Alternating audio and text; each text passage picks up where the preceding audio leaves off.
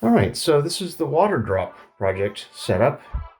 The key piece is obviously the camera. Not a great camera, but it serves this purpose. It's a Nikon DS3200 candy apple red. Um, and the water drop unit is just a water reservoir going through a solenoid valve. It's actually an air solenoid valve I repurposed for water drops because it's very fast. Um, Water drips down into the water plate where the splash occurs. I have the flash unit, and all of these run through this custom controller. Turn it on, you can see.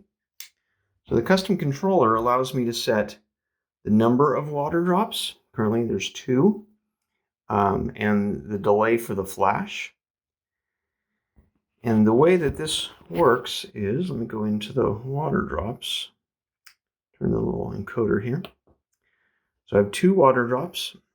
First one is set to drop at 100 milliseconds after the start, and it stays open for 20 milliseconds. That controls the size of the drop. The second drop fires off at 207 milliseconds, and its size is 20. I'm still experimenting, getting the size of it and the delay, trial and error, to get the splash that I want. And then the flash goes at 549 milliseconds after the beginning. And you can see the flash is controlled here.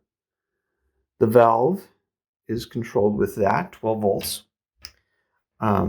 This just allows me to manually run the water. When I press this, it will start it. And the shutter was kind of an afterthought because this camera doesn't have a digital, I just moved it. It doesn't have a digital setup.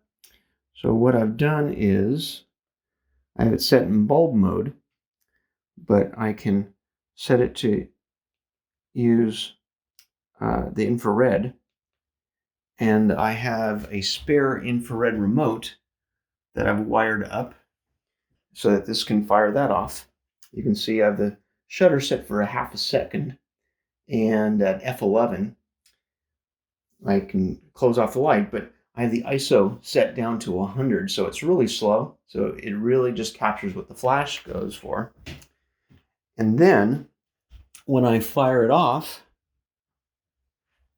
it will start counting down. 5, 4, 3, 2, 1. And there you go. That's how we do it.